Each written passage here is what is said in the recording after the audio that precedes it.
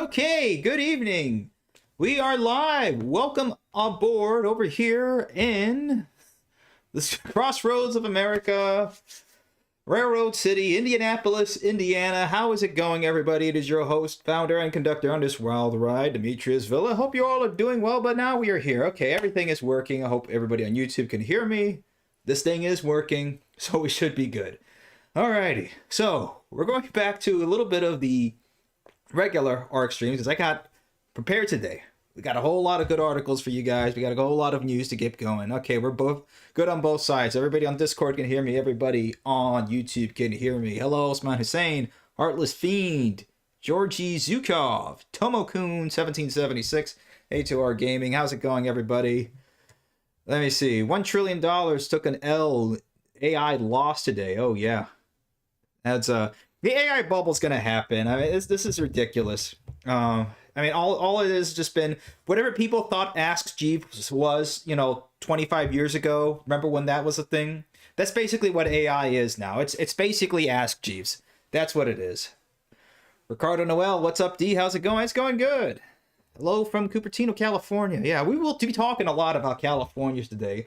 But first, a couple things that I forgot to mention the last time, or I did mention a little bit, but the FRA is awarding more than $1.2 billion in funding towards 2 grants, but for some reason, I can't sign into mass transit, but long story short of it, that's part of what we're doing, and we'll get into some of these little things here and there. A lot of it is to reduce the amount of railroad crossings across the country, which is what we've been seeing, and a lot of the problems that Brightline has been facing is mainly due to the crashes because people keep crossing onto railroad lines, and who knows? But let's keep going into here. So let's talk about the new Department of Transportation head here, Sean Duffy.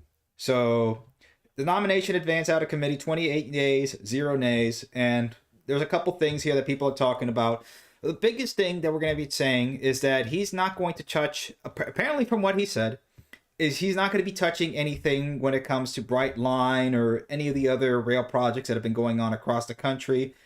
Not really too much about California, but we'll get into that.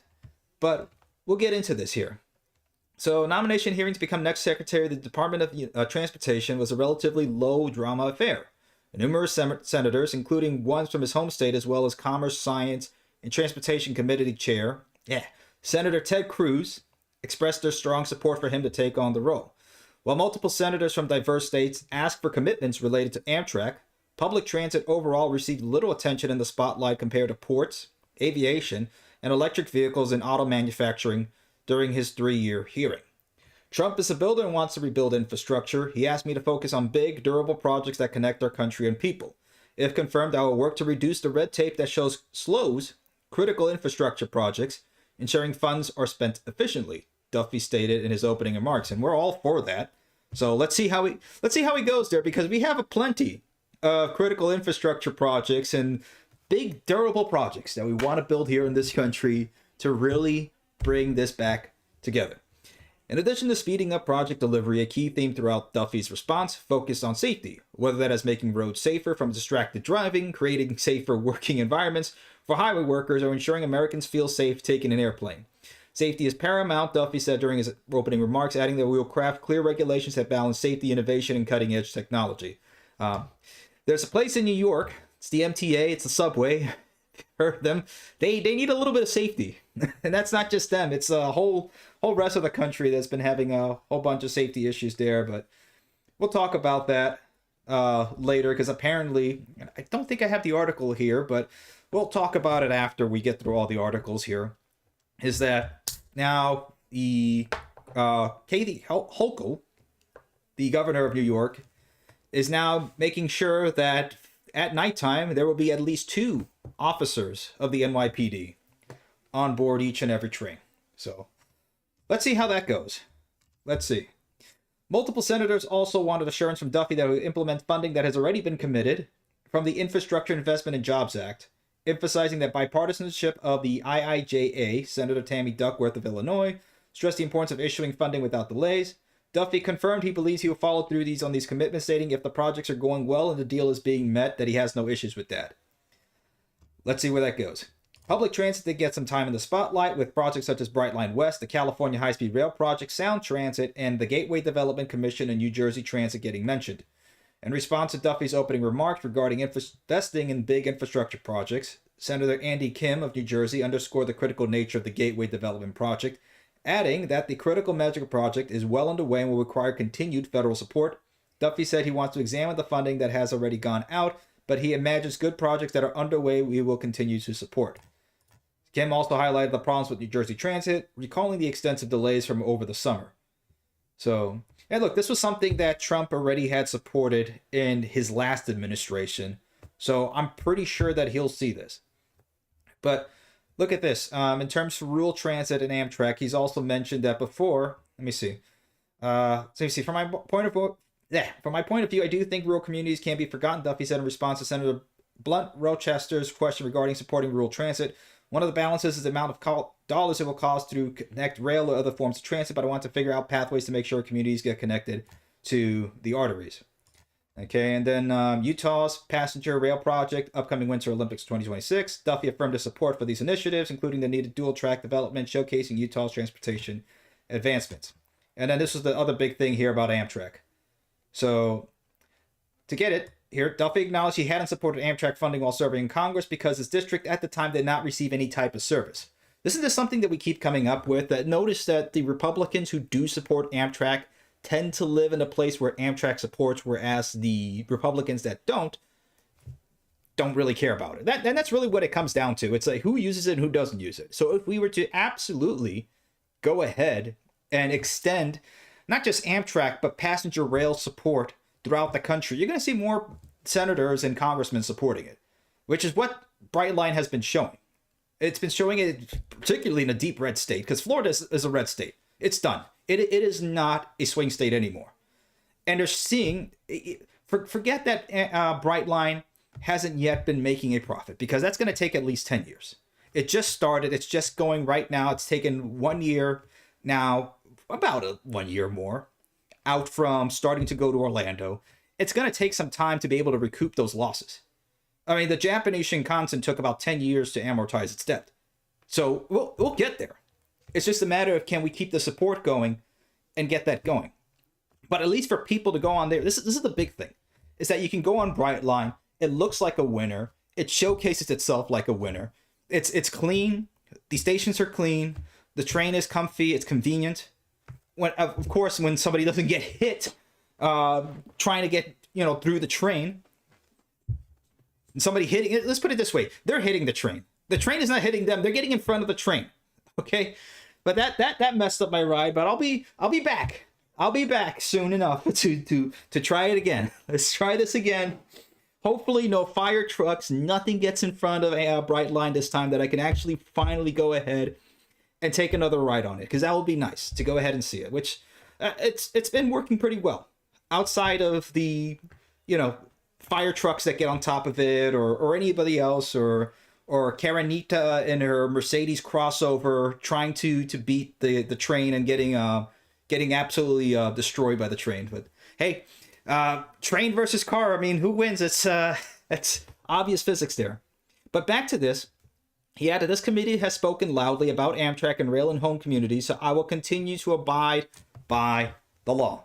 So let me see. I would say I would be more confident that they're not going to try to kill Amtrak. I think at this point, the old GOP, the old neoconness about Amtrak is more or less done.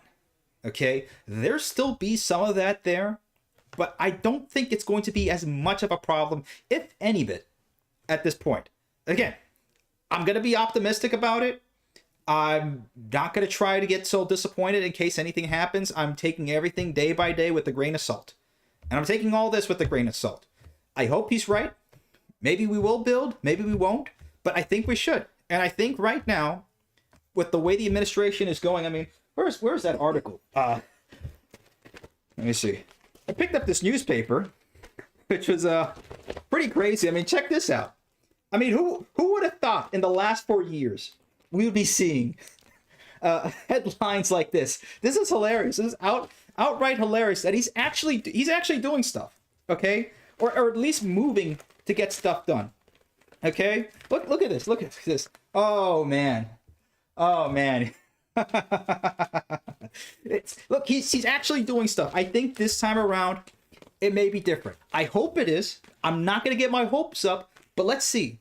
Let's see if we can do it. Hold on a second. Let's bit of a change of hat here. Let's change the hats. There we go. There we go. Let's see. Let's be positive about this. Okay? Let's be positive. Let's make sure. Let's see. Okay, so I'm going to keep going, guys. I'll get through this. Highlighted the Amtrak Southwest chief significance and the need to extend passenger service to rural areas. Duffy agreed on the importance of maintaining and expanding rural connections. Senator Roger Wicker, Republican of Mississippi, there you go, see, invited Duffy to visit Mississippi for the reopening of Amtrak's Gulf Coast service. So there you go, Mississippi, deep red state, Republican. Okay, guys, this is not a left versus right issue. We said this multiple times before. We have now younger people coming in. I mean, Duffy is what, I think 39 or 40. The thing about Trump is that he's brought in more millennials, if we've noticed. And again, we're some of us are on the younger end of the millennial spectrum. I'm certainly on the younger end, but it's mainly millennials and Zoomers now that are starting to come about into this, and we're seeing now just the continued efforts that we've been making, just hammering the message about bringing better transit and passenger rail. Okay, I mean, look, younger guy than what we've been seeing before. Vance is 39. The vice president of the United States is 39 years old. Okay, so this is a big change, guys. I'm telling you, we're going to start to see, if it's not this time, it's going to be happening. At this point, time is on our side. Okay, the older NIMBYs and those people that we saw back then before, and when we were fighting for Brightline, or at the time All Aboard Florida. Okay, look, God bless them, but they're on the way out.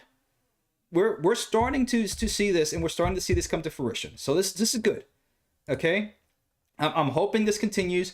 I hope he sticks to his word, and let's see what happens. I want to commend the effort you've put in. I would love to see you come for this project after a long delay's launch, Duffy said in response to Senator Wicker. Okay, I would love to come see you for this project. Okay, so let's see. That'll be good. So let's leave it on that for Sean Duffy. I hope he really does stick to his word on this. Because again, we've seen this before. Talk is cheap. Let's see the results. Speaking of results, Metra is looking to finally fix a whole lot of these. Oh man, all these bridges over here. Some of them 75 years old, have surpassed their functional lifespan and are increasingly expensive to repair and maintain. 446 bridges. 80% of them are at least more than 75 years old. That is nuts. Okay? Like I said, this country, it's not crumbling. The infrastructure has crumbled. It's only a matter of time before something sneezes and brings the whole... Let's stick with Metra. The whole system could come to a halt. Okay? That could really affect Chicagoland. Okay?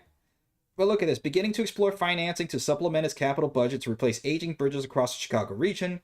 The agency notes Metra trains cross 926 bridges every day, with 446 owned by the agency, the rest owned by freight railroads. Of the 446 bridges owned by Metra, the agency says 50% are more than 100 years old. Oh, man. It gets worse than that. Okay, 80% are more than 75, but now more than 50 are more than 100 years old. 30% are more than 75, which is the typical service life for the steel bridge. This is nuts. I mean, it's a testament to old school American engineering that these things are still functional, somewhat functional. Okay, it's a hell of a lot more. And they didn't need EIS studies or the EPA to come in. They need to do 4 years of EIS studies to figure out, well, is this environmentally safe for the rest of the environment? We need to go ahead and check with the local populace to make sure for them to go ahead and do a public. No, we're not doing any of that. Just fix the darn bridges. This is not hard. Let's see how this happens, because, again, let's see. Metra identified $5.5 billion in needs against $2.1 billion in available funding. Okay, this is the thing. is that when we've seen Metro's budget before, a big amount of it is not to funding for fixing its infrastructure or anything like that. No, it's to human resources. Why is Metro spending a massive amount of money on it's not even labor, okay? It's on the middle managers and whatever in Metro that or what? I mean, we have to probably take another look at that budget because it's really messed up.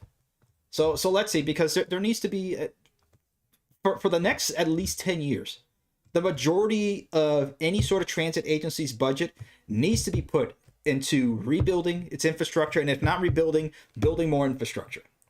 This is the way that we need to start doing. Because at this point, said about California, well, we already know that it's not going to be ready in time for the Olympics. That go figure. We know that. America's first true high-speed rail system. Well, probably not. Maybe America's second. Because we'll talk about that in a little bit. Will not be running in time to serve travelers heading to California for the Olympics. Yeah, we've known this for at least 10 years. Okay, please. Officials were hoping the new 218 line will be ready for the Olympics. Hold on a second. Wrong high-speed rail line. We're talking about Brightline here. Well, let's get to that in a bit. Let's talk about California, then we'll talk about Brightline. Because, yeah, Brightline apparently is going to be ready in December rather than in the summer. Which, come on, a couple months. We can get it done in a couple months. But anyway. So here we go. California High-Speed Rail Project. Spring for train set decision. Committed and aggressive on continuing construction. So hopefully in the spring, we'll finally see them pick Siemens. We know it's going to be Siemens. It's going to build the train. I mean, who else? I mean, I would be surprised if it is Alstom. I don't think so. They've proven to be kind of a mess to deal with in the United States. But let's see. Siemens is probably going to be the one to go to. I mean, look, they're already using the train sets in their marketing. I mean, I really don't see it. So let's see. Despite federal funding uncertainty, California High-Speed Rail Authority says they remain committed and aggressive in moving forward with this historic project while actively pursuing additional funding. Let's see there. Also on tap this year's train set procurement, the authority expects to issue notice of proposed award this spring. It's only been 10 years, but okay. With anticipated contract execution and notice to proceed happening as soon as this summer. Okay. Ian Chudori, the recently installed CEO, told the board, you can see what happened to the last CEO, told the board authority is looking to connect with Brightline West through the High Desert Corridor between Palmdale and Victor Valley. We're looking to take the benefit of common standards and types of construction we will be doing, especially with the High Desert Corridor. We're discussing how we can help them and optimize the cost of taxpayers. So there you go. I mean, look, at this point, Brightline's going to connect to the LA area. You might as well have it connect over there. So that's good. Well, I mean, Brightline will be waiting for California to go ahead and connect, but let's see. Oh, man. But, yeah, the highlight of the session was a 2024 economic impact analysis, of which the authorities, Derek Boughton, documented how the project has generated 1,034,000 job years, or 5 year job. This is a fake statistic. 5 job years can be 5 people working for 1 year, or 1 person working for 5 years. $86.3 billion in labor income and $221.8 billion in economic output. Why don't you just say how many people you've employed? Say full-time and part-time. Why do you have to say it in job years? That sounds like a fake statistic here. I'm not going to rack my head to try to figure out how many people that is. I don't know. But anyway, there are currently close to 30 active construction sites. Improve that. By the end of 2025, all 100 structures, eliminating 55 at-grade rail crossings on the 4 Central Valley construction packages. Between Madera, California, the site on the railroad south of Wasco will be underway or complete. Okay. Oh, let's see. Because on the other side of California, down in, well, where it's kind of burning and kind of not burning, in Rancho Cucamonga, the fires are not that far west in the LA area. A multi-billion project heralded as America's first true high-speed passenger rail system, which is Brightline West at this point, will not be running in time to serve travelers heading to California for the Olympics, according to reports.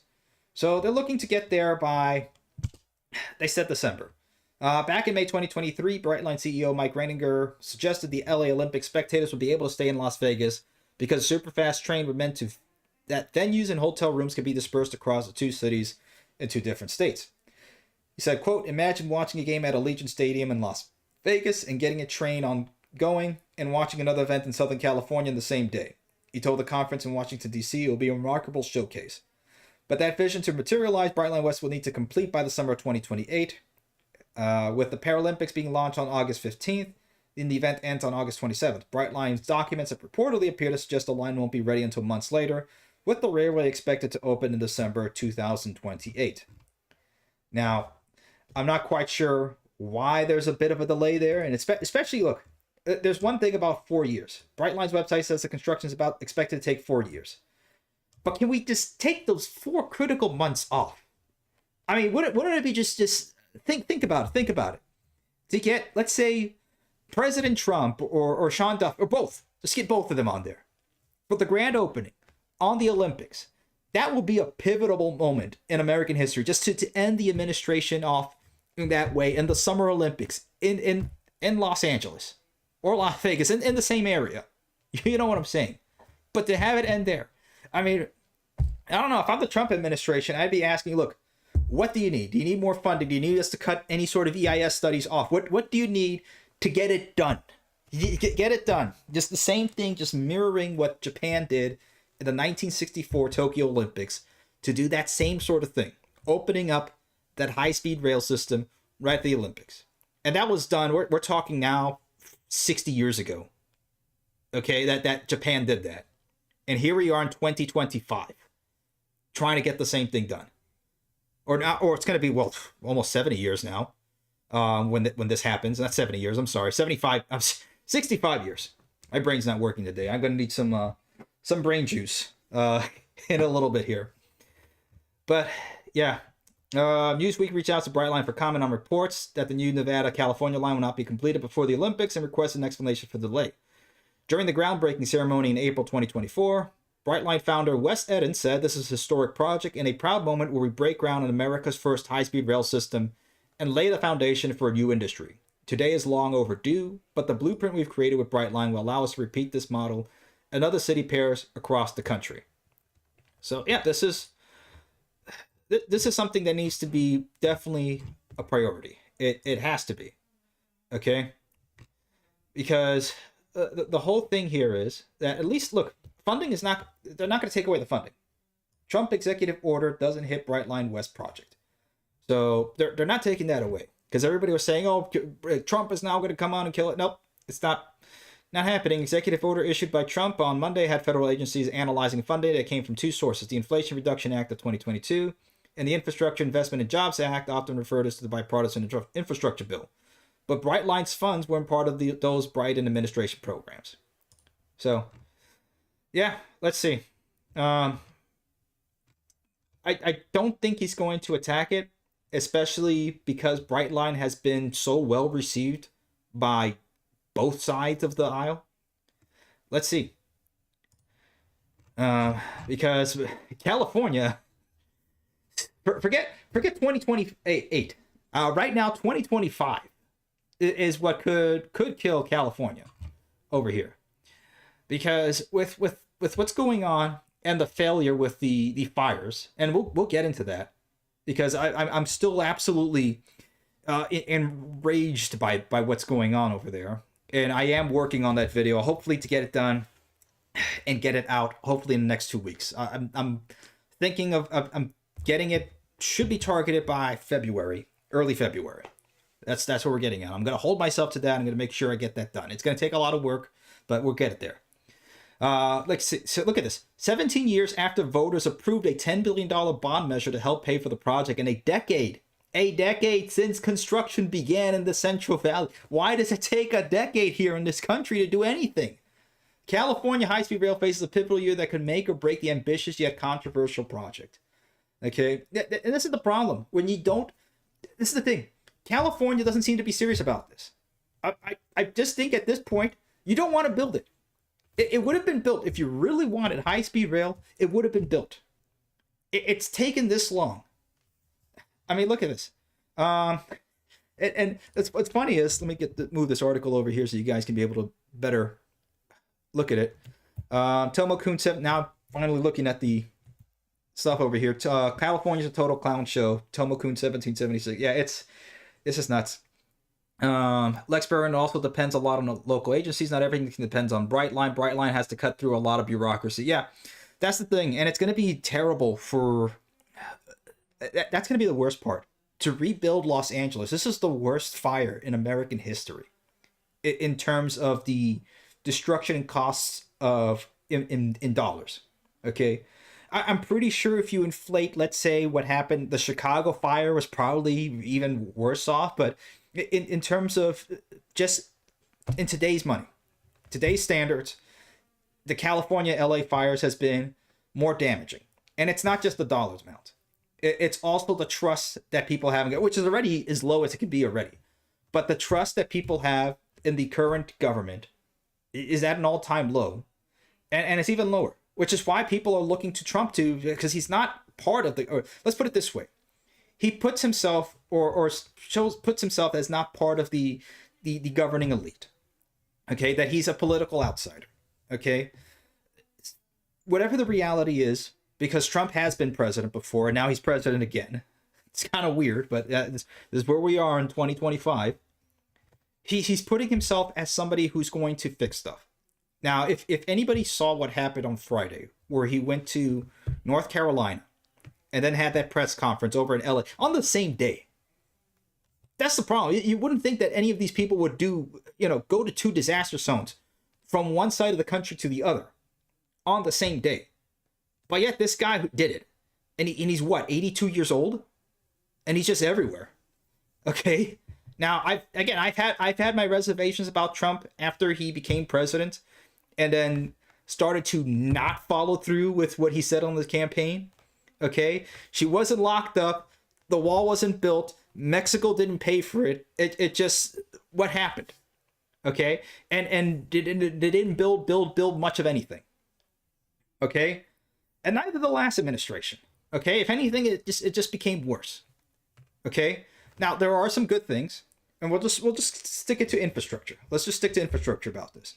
Okay, a lot of the projects like Brightline, like the Alstom Liberty and all that sort of stuff, okay, several projects did start during Trump, okay? There were several streetcar projects, several other rail projects, and there was a lot more funding for Amtrak. And Amtrak it would have been in 2020 if it weren't for the stupid coup, which now the CIA, by the way, just a little aside, now they say it did come from a lab, which we said, 5 years ago, but anyway. The point is that there were good stuff in at least both administrations, okay, in terms of transit and infrastructure, okay? And the Biden administration, there was a lot of money that went around, okay? Take the money, okay? Take the money, leave the cannoli. That's not what they said, but we know what we're talking about, okay? Just take the money, run with it, okay? Which is what Brightline did. So I would say in the last 8 years, the last two administrations, there's been a lot more done, particularly passenger rail infrastructure, than there has ever been in any of the last administrations. Forget 8 years of Obama, nothing. Bush, nothing. Clinton, nothing. Okay, basically nothing. Okay, the Trump and Biden administrations. Okay, forget what you think about any of the administrations outside of it. We're not talking about that. Okay, because the Biden administration has been disastrous outside of the money that he gave to rail projects, but it's been better. Let's put it this way. We're finally making ground. We're getting somewhere. But, I mean, it's just crazy how long we've had to get to this. I mean, look at this. They've been covering this project, 15 years of coverage, 300 stories by the Sacramento Bee. This is how long that California's been there. And this is the other problem, because you've taken so long. Elon Musk has gone from putting his stupid little Hyperloop paper, 70 whatever pages of gobbledygook, to now being almost, second or third in command, more or less, as one of the biggest pieces in the administration. That's the problem. This is what happens when you don't build things. And it seems to me, just by the results of it, that there's a possibility that they don't really want to build the California high-speed rail project, and they're just holding it there to just, I don't know, funnel or just money laundering. I don't know what it is. It's just so appalling. It's so just ridiculous. Okay?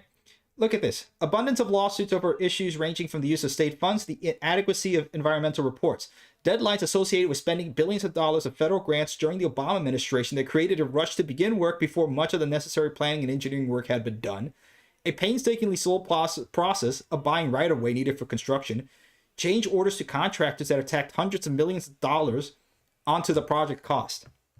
This is insane.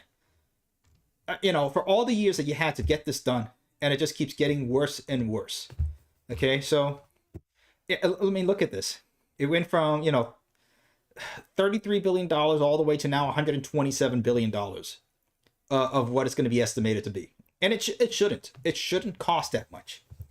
Wait, you're saying that a war-torn Japan, where they're basically living out of huts, built on top of each other in Tokyo in the early '60s, could go ahead and build a massive high-speed rail project between its two largest cities? That city was bombed to absolute hell in 20 years before that, and you're telling me that the most powerful state in the union can't build high-speed rail at a brisk pace? It's silly. It's stupid. It really is stupid. Oh man. But anyway, all right. Going back to Brightline over here, because I believe it was Rennell that mentioned this the last time about the Transport Workers Union trying to go ahead and get into Brightline. So Brightline Railcar Service attendees enlisted Transport Workers Union of America will help Brightline members to address issues pertaining to the company's worker-related policies. So TWU were 100 onboard attendants, lead attendants to sell food and beverages, provide other services on trains between Miami and Orlando. Voted to join the TWU by roughly 2-to-1 margin. Says this is the largest, newest organized group of railroad workers nationwide in over 20 years. And this is what they said. Brightline ran an ugly anti-union, anti-worker campaign against their own workforce. But let's put that behind us. The Transport Workers Union International President John Samuelson. We're committed to working to ensure the railroad is successful while helping our newest members secure better wages, better working conditions, respecting the workplace, and other goals that they are set. And I don't blame Brightline for going against this, because look, if we see what the unions are today, it's not the same as the unions before. Okay, we're not talking about the Teamsters, or Jimmy Hoffa or any of that sort of stuff. Okay, or not even we're just sticking like to Jimmy Hoffa level of unions. Okay, we're not even going back to 1920s, 30s, or 40s. Okay, but the unions today are not at the same level. Okay, and they've probably brought more not the best. Okay, because we can see on Amtrak, like we're talking about more than 80-90% of Amtrak's workers are unionized, and it's been very slow to really get anything really done. Okay, I'm not bashing unions, but what I'm bashing is that the use of unions now it's just not the same as before. Okay, they're not the same unions like they were before. I mean, the unions before had balls. Okay, they would honestly wage war. Now this is just for fighting and ticking and tacking by death by 1,000 cuts, where nothing really gets done, and you basically have to join a union in order to get anything done, or else you don't get paid. If you're working, let's say, as a truck driver for any of the large major companies, you basically are forced to join a union, or else you're going to get railroaded, pun intended. But this is just I don't know. Let's see. TWU will now work with Brightline workers to form a negotiating committee to begin drawing up a first contract with Brightline. Okay, look, it's not the same for our European viewers. The unions over here in the United States are not the same like unions over in Europe. It's just, it's not. But let's see. Changes include sick time policy, disciplinary process, work schedules, and management improvements. Okay. Man. I mean, look, it's what it is. And I can just say from experience, for at least in the automotive industry, because that's probably like where the biggest unions that I've seen, at least in my lifetime and working on that a lot of people who worked at GM, yeah, they get paid more on paper, but the problem is that there were just so much drama at work over the union pays and union this and union that, and the dues over to the unions. It's basically like paying a massive tax. So a lot of that money just gets taken away by whatever, United Auto Workers or whatever, if you're working for GM. Which is why a lot of them worked over for Toyota or Toyota Material Handling, which I worked at, because they didn't have to deal with that drama. Yes, on paper they get paid, instead of getting paid $40 an hour, they're getting paid maybe $25, $30. But at least they're not paying $15 or $20 part of their hours, into dues. Or losing sick time or pay because of another strike.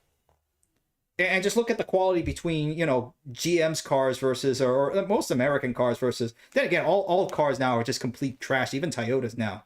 The engines are blowing up because they're using these stupid twin turbo V6s instead of the old school V8s. But I know I'm talking like a boomer here, but it's true. Okay, I'm going to keep my V8 Lexus as long as that keeps going.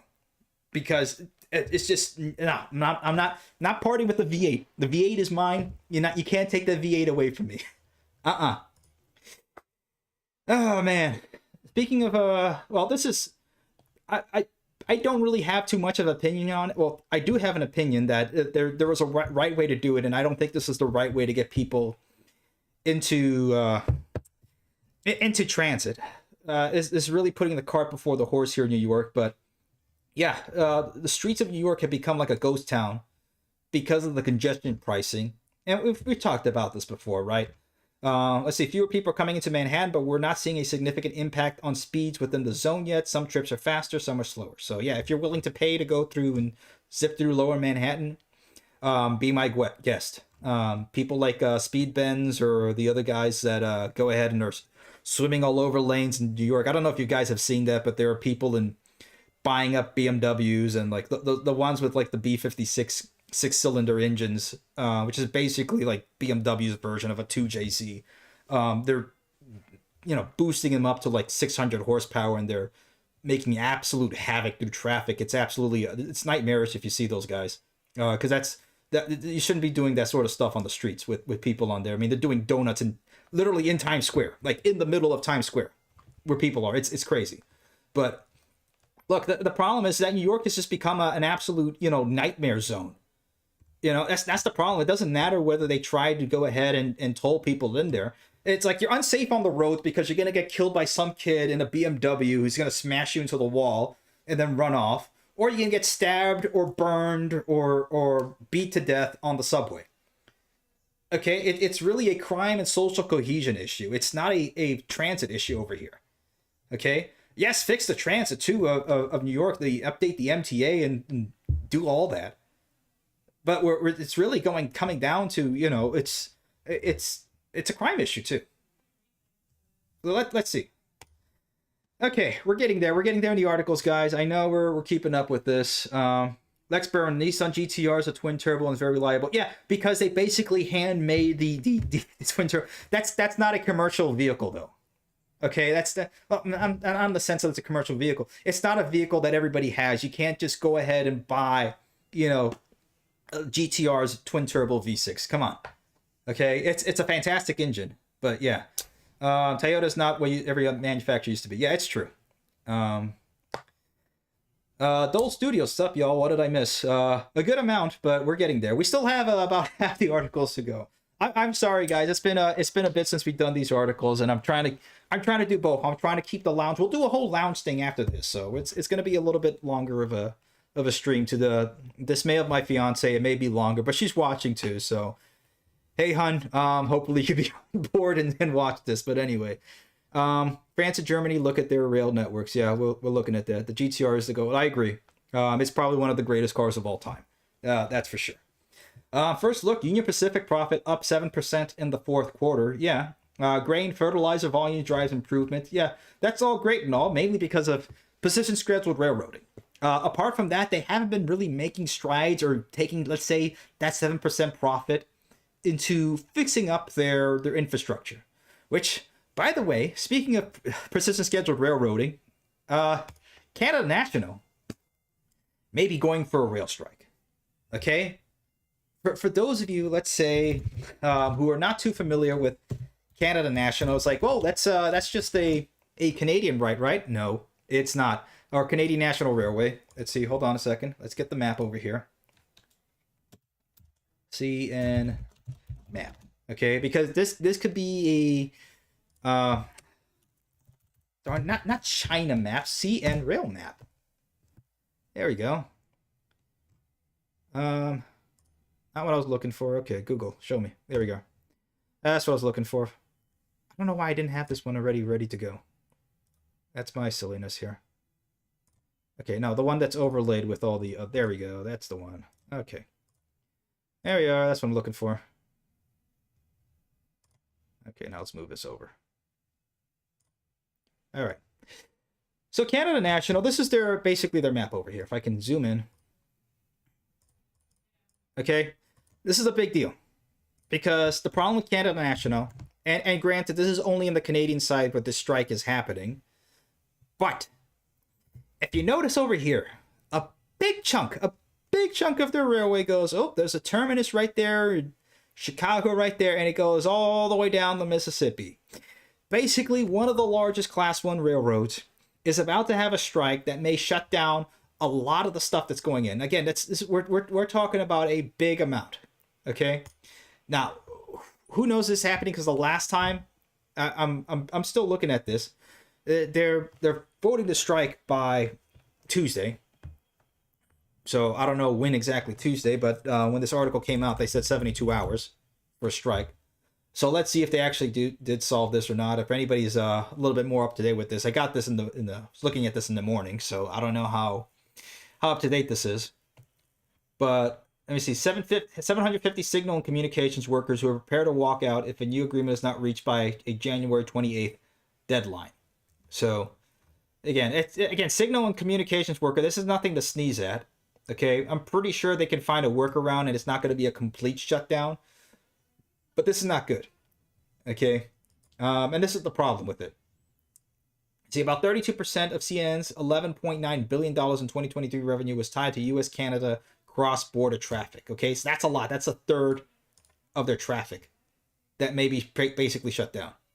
Okay, and this briefly happened again in August when CN Canada Pacific Kansas City locked out the Teamsters Union in a contract dispute. The lockout ended after the federal government intervened. So let's see. Maybe Trump is not going to be about this, or I don't know, or the federal government now. Let's see, because this is a big deal. Okay?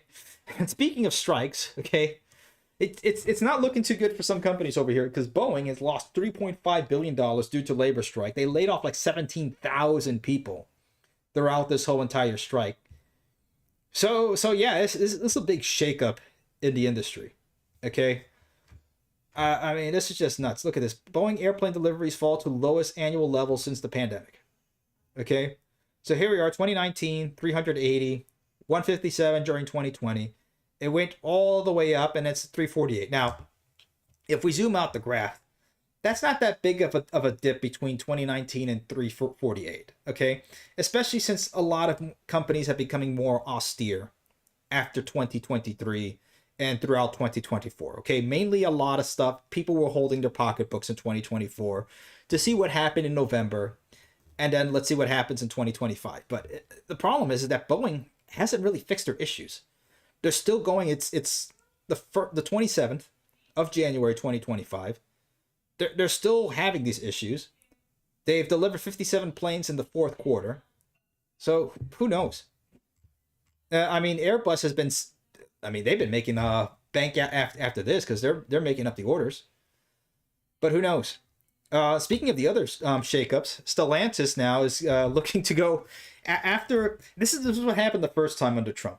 Okay, a whole lot of companies that moved over either to Mexico or to Canada or to other assembly lines. Now they're going to move back to the United States. So resuming work at the Illinois plant 2027 looks to resolve issues with the UAW.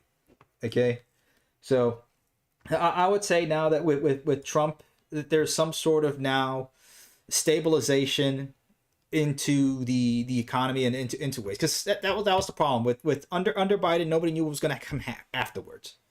Now that we know what's going on, there's a bit more stabilization within the economy, at least for now. Let's see. I don't know. I don't know what comes out of what lab anywhere else, some sort of gain of function super virus, Resident Evil type of thing that comes out and I don't know does what. But let's see. Okay? It's just crazy. All right. let's get through California over here. It's 8:48. I want to open the phones by 9 o'clock, and I think we're getting there. We're getting there on time. And we'll open up to everybody in the audience. Wow, chat's been on fire over here. This is okay. I have to I have to look up at everything here in the chat over here because this has been pretty crazy on the Discord chat. Randy Bowman on YouTube. Spirit Airlines sucks. We know. Nothing has changed. Oh man. Let's see. Everybody's talking about GTRs and Supras over here. Mark IV Supras. Let me see. You seen the new Dodge Charger EV? Yeah, that was a. And look, outside of the engine and forget the engine because it's electric. Outside of that, look, it looks like a nice platform. If they said that was going to be the new redesigned Charger and Challenger, perfectly fine. They're shooting themselves in the foot by saying it's going to be all electric. The internal combustion engine version is not going to come out until next year. And it's $70,000 or $75,000, probably after dealer markups, or they're marking them down because nobody's going to buy them. But regardless, you're paying more for something that's slower than a Tesla Model 3. So I don't know. But anyway, look, as we talked about the California flyers, okay, it doesn't matter. Look, what the cause is or whatever. I mean, look, they're saying new theory suggests New Year's revelers are to blame for the apocalyptic blaze. That there was some sort of fire that stuck in the ground and then it just popped out 7 days later. Okay, it's not really believable. Okay, no reports of lighting in the Palisades area or the terrain around the Eden fire, which started in East Los Angeles County and also destroyed hundreds of homes. The next two more common causes are fires intentionally set and those sparked by utility lines. Now, the utility lines one we've seen because we've seen video of the utility lines sparking because they're old and they don't want to put them underground because of all the stupid bureaucracy and red tape that goes into that to be able to make that happen. Okay, but it doesn't matter whether it's a whole bunch of crazed out meth heads starting fires or illegals that are ticked off starting fires or direct energy weapons or whatever. It doesn't matter what the hell it is. The point is that they let this happen. It's caused so much havoc and destruction, and they're completely either forget powerless to even work with this. They took so long to respond and get anything done, and they weren't properly prepared. Okay, so what if a space laser comes down and starts a fire? Okay, well, if you're properly prepared and you have your reservoirs, you can get that out within several hours. But they didn't. They didn't put the proper preparation. Okay? Just like what happened with the California high-speed rail plan, okay? 15 years ago, all those voters in California, they voted for high-speed rail. 8 years ago, all those voters in California voted for the reservoirs. They haven't built diddly squat. This is the same sort of thing. The government just doesn't want to do it at this point. They don't care. They don't care about you, the California government specifically, and they'll just let it burn. Okay? There's still fires going on. Now there's fires over in San Diego.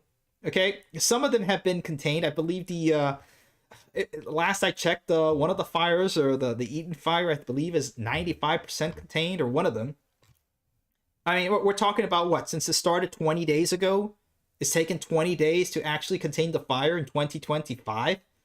Okay, this is not the late 1800s where a fire just starts out in the kitchen because somebody got drunk and spilled over something, and the whole bar lights up, and then after that all of Chicago burns into blaze, or whatever it was, a farm fire, whatever the hell caused the Chicago fire. Okay, it doesn't matter. We're not, again, this is not the 1800s where you don't have fire departments or anything like that. This is modern day 2025. It's the current year, and they were woefully unprepared. It's terrible. Okay, I mean, look at this. But fires are incited by myriad of sources, including accidents. 2021, a couple's gender reveal stunt started a large fire that torched close to 36 square miles of terrain, destroyed 5 homes and 15 other buildings, and claimed the life of a firefighter. Charlie Morton. Okay, yeah, stupid stuff is going to happen. Okay, and I hope these dummies paid for it. But I mean, look, this is the problem is that it doesn't matter what it is. Being unprepared and not following what was already in law by the voters to get this done. This is what happened. So yeah, could better brush clearing have helped slow the spread of the Palisades fire? Most likely, but they didn't do it. They didn't allow it. And look, this is what happened in Griffith Park. Somebody tried to go ahead and start a brush fire. This was a week ago. It burnt a small section of it, less than an acre. So they were able to control it quickly after a while. And they arrested the dude. Let me see. He was at least the 9th person across Southern California taken to custody for allegedly starting small fires in the wake of Eaton and Palisades Infernos.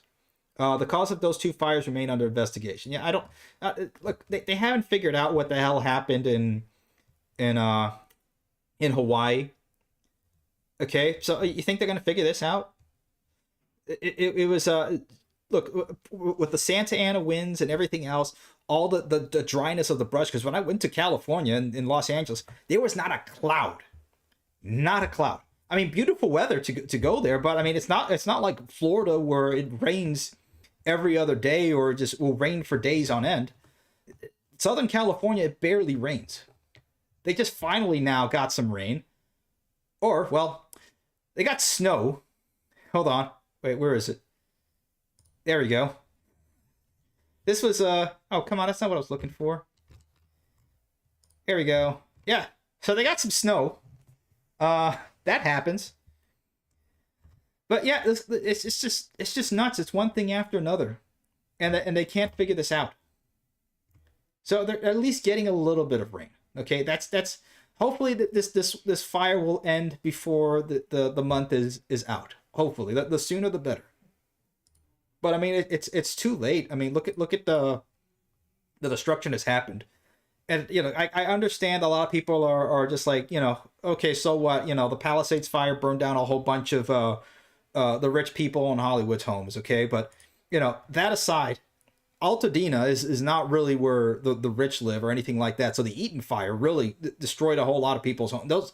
These are the ones, like, look at it. Okay, these are not mansions. Okay, these are your typical, you know, suburban type urban homes right there. Gone. Okay, completely gone. Okay. I'm not going to get into the whole was it direct energy weapons or whatever. The trees are still standing and all that sort of stuff. Again, we talked about this. It doesn't matter how the hell it started. The problem is they were woefully unprepared or just let it happen. Combination of both, whether it's negligence or malice or incompetence, a mixture of all those three. That played into it. But yeah, this is what happened. Look at that, gone. The only things left standing are the stone structures, which are the fireplaces, some of the walls, some concrete here and there. That's it. And another thing also, we need to start building houses better than this. And that's going to be a problem is if when they start to rebuild this, if those people, and still some of them are not, even after Trump said that they need to be allowed back into their homes and we're allowing them back into their homes, they're still not allowing them. So I don't know what the hell is going on with California. Okay, well, I do know. They're being occupied. It's obviously... Look, it doesn't matter what they're voting for. They voted for high-speed rail. Not happening. They voted for the reservoirs. Not happening. They were told that they can be able to go to their homes by the President of the United States. I know, yes, the 10th Amendment, but still. There you go, but they don't care. These people just don't care. And you know what it's going to do? It's sending people out. More people out of California. That's a problem. Okay, look at that. Just get out. When the flames got too close for comfort, my fiance and I made the difficult decision to leave LA. There you go. Another more people leaving California. Okay, because do you think these people are going to come back to their home after what, Blackstone or BlackRock, you know, goes ahead and buys up all this property after the insurance can't pay off for it or anything? These people's lives are devastated, destroyed. Okay, these are probably homes they bought like 10 years ago, and they can't afford to move out. And now they're being forced to. Okay, so where are they going to move to? That's the thing. I mean, and this is a good article. I read through this last week. But you know, it's just crazy. You know, people are now going to be leaving California. I'll go ahead and you guys can look it up. It's on Slate, which is, you know, usually not the type of platform to go ahead and get highly intelligent articles from. But this was enlightening to see. Well, I wouldn't say enlightening, but this is what a lot of people are thinking right now. They're just yeah, I'm done. They're done with the government that doesn't care for them. They're, not prepared. LA has gotten almost no rain in the past half a year, and the drought has felt unending. The wind and dry conditions made for a very grim Tuesday evening as fires popped up all over Los Angeles' edges, seemingly wherever there was brush or trees. Yeah, it's just look at that. And where are they gonna move to? Let's see, a more unsettling feel lurked. We lived a mile or so from Griffith Park, that giant wooded and hilly area that hosts both the famous Griffith Observatory, which is hopefully still there. It is still there. Okay, that's a beautiful place. The municipal golf course where I intended to take Thursday afternoon off. Griffith Park is not caught on fire while we lived here. Well, they did for a little bit, but yeah, it's just look at that. I write now from a Hilton in Anaheim, away from the action. Hopefully, I will go home tomorrow. The most emotional I've gotten during the Los Angeles fires was while I watched the aforementioned video on my phone on Wednesday afternoon. Okay, it was an action shot of a helicopter dropping water on a part of a fire in Runyon Canyon and hitting the fire so perfectly that the orange all turned black in the darkness of the night. It was a real direct hit, one of those you sunk my battleship style bullseyes. Just some professionals up there in a chopper saving this great American city that has been such a welcoming place to live. There's underrated power in the feeling that you are in good hands that I feel in Southern California. Okay, and that's a sad thing. Look, that's what it is. It's an American city. Okay, let's put our politics aside of what we feel about Hollywood and LA and California in general. I'll get it. But this is an American city, one of the greatest American cities, and it's by incompetence, malice, or mixture of both, and it's a mixture of both, but it's being destroyed. It's just sad to see. Okay, and then where are they going to move to? They're going to move to Florida, where now over 100 Palm Beach condos miss inspection deadlines. They're going to be emptying out those condos now, like what happened over in Sunny Isles Beach and with there you go, the Surfside condo. 2021 killed 98 people. So then they passed legislation for all these aging condos, and look, they paid all these fees and HOA fees. I mean, the HOA fees are going to be costing more than some of the your mortgage in some of these areas. And you pay all this money, and they still don't comply with the safety law. They'll go ahead and you'll go in your HOA meetings, and they'll just push the can and kick the can down for doing any of the repairs that need to be done. How are you going to rebuild all these condos here? This is going to be a disaster. Okay, this country really needs to rebuild. You guys understand where it's crumbled. Okay, any of these buildings, the wrong place, and it's going to be like the Surfside condo. You don't know. That's the problem. It's just crazy. But anyway, yeah, you're kind of left on your own. That's the thing. You're kind of left on your own. And this is what the Getty Villa did during the LA firestorms. And that's one of the museums I wanted to go ahead and they have like a whole bunch of Greco-Roman art and stuff like that. They were able to save it, and part of it got burned, but most of it is still intact. And the reason why is because they just took it upon themselves to go ahead and start cutting up trees, start cutting up a whole bunch of dead wood, yard work to save your home. And that's what they did. They basically started cutting grass and abundance of bushes and stuff like that. They just started doing it themselves. Okay, and it's weird because a lot of the people look at this in these fires, they weren't allowed to do that by the city. But you know what? Screw it. Just start doing it. Just don't whatever. Just do it. I don't remember that bush. I don't remember it. Oh, the code enforcers are going to come down. Oh well. Oh yeah, the dog ate that bush. Did you see that? It was a massive dog, dude. It just came over and just ate that bush. I mean, it was just crazy. I mean, I was in so shock and awe that I couldn't see it. Even my DoorDash bell, it was in such shock and awe. I didn't even record it, dude. It just look at that. It just ate the bush. That's what you gotta start doing. Forget it. You're on. That's the thing. You're kind of on your own with this. Okay. Because look, whatever Trump does or any of that sort of stuff, great. Okay, if he can do all the stuff that he can do, perfectly great. We'll take it. But understand that we are kind of the biggest problem here in the United States is that we have lost our sense of communities. After the suburbs came in and completely wrecked a lot of American cities, because that's what it did. It picked out all those communities that were there in cities. They were all picked out into these suburbs. Okay? Most people in suburbs, if you lived in any suburb, most people don't really talk to each other. You say hi here and there, or maybe you talk about when the garbage is coming in.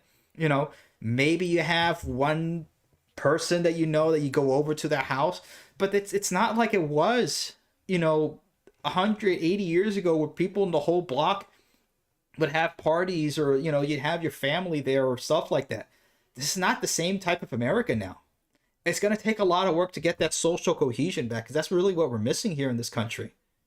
Okay? In a sense, you're kind of just standing alone. This is the problem. We've become so atomized. Everything else is burning around us. Okay? I mean, it's take this image. You kind of have to stand alone here. You kind of have to just do your own thing. If the government just whatever. Because in the end, it's going to hurt all of us. Public coffers from Pasadena to Utah. Okay, it's hurting everybody, and I can't see it because Washington, the Wall Street Journal, freaking took it away. But look, you get the point. Okay, and I don't believe, nobody believes that these fires just started out of nowhere. We know that, but that's the point. It doesn't matter. It's look at that, all over. It just jumped from here to here to here to here to here. Yeah. Oh, sure. Okay. Yeah. We're supposed to believe that. It's nuts.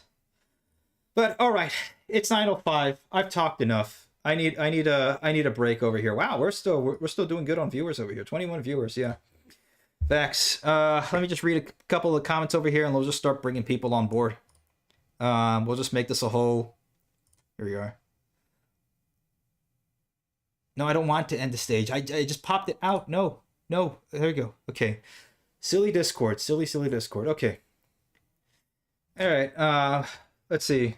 California house average is like 200K easily. You rich better have insurance there. Yeah. Unless the insurance pulls out, because the government's not doing what they need to do to do their due diligence in making things cleaned up there. Honestly, we need to play the same games that the actual politicians play, so that HSR can play. Yep. There you go, George. You play the same games. They want to play. I can't say it, but they want to play games. Play games. Yeah. The fire was intentional. Yeah. 100%. Okay. Oh man, it's just shoot, it's just crazy, guys. All right. Let's see. Oh, here's Darius. We brought him on. We'll start bringing people every 5 minutes. That we're gonna do. Let's bring people in here every 5 minutes, and let's get this in. What's up, bud? Hold on. Wait. All right, now you're on. What's up? Forgive me. I have a cold. Oh man, is that you got that from going up north? Did you? Looks just like it. Oh man, I tell you what, if that you go, hasn't happened to me before. But when winter starts, you go out shirtless, you go for a hike, and your immune system is beefed up. Okay, that's what I do. You know what was the coldest we got in New Jersey? 2 degrees Celsius, 2 degrees Fahrenheit. Oh, we were half that here. We got 1. We got 1 degree last week, with a wind chill to negative 15 Fahrenheit, guys. Not for Celsius people. Fahrenheit. That's in Fahrenheit. That's like. But Celsius' metric system, for some reason, is actually more precise and useful. Okay, we're gonna turn this into. We're not gonna turn this into a metric debate. I'm not bashing the imperial system. It's just that there's some precise details of the metric system.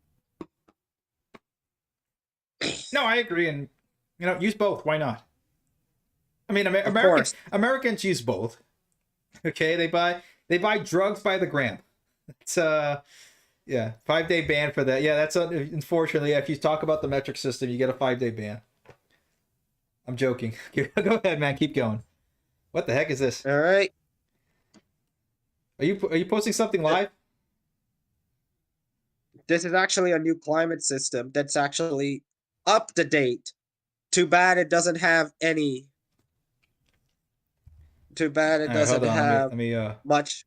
Number of days with minimum temperature at or below freezing. Yeah, it's pretty crazy how It was Actually I put the continentality factor based on this new proposed climate system by an Australian Chinese by Chinese Australian professor, an okay. independent researcher named Ling Farog Zin. Anyway, man, let's talk about your Boston trip. What did you think? It was actually kind of quite like I expected.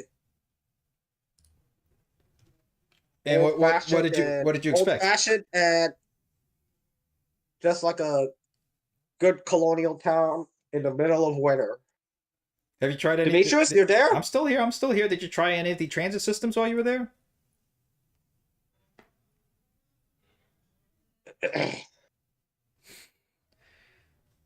What happened? What did I get a 5-day ban for? We're making a joke, man. That was a joke. Come on, we were joking. That wasn't literal. Uh, all right. Okay. So, anyways, as I was saying, we really went through pretty rough streets and infrastructures in Boston. And like New York, look at how it is. In fact, I kind of see more cobblestone streets Yeah, there's a lot of there in older. Boston. Yeah, there's a lot of older streets there, and with Boston. And you know what's an Did interesting you guys thing did you too? guys see Acorn Street by any chance? And you know what's an interesting fact too?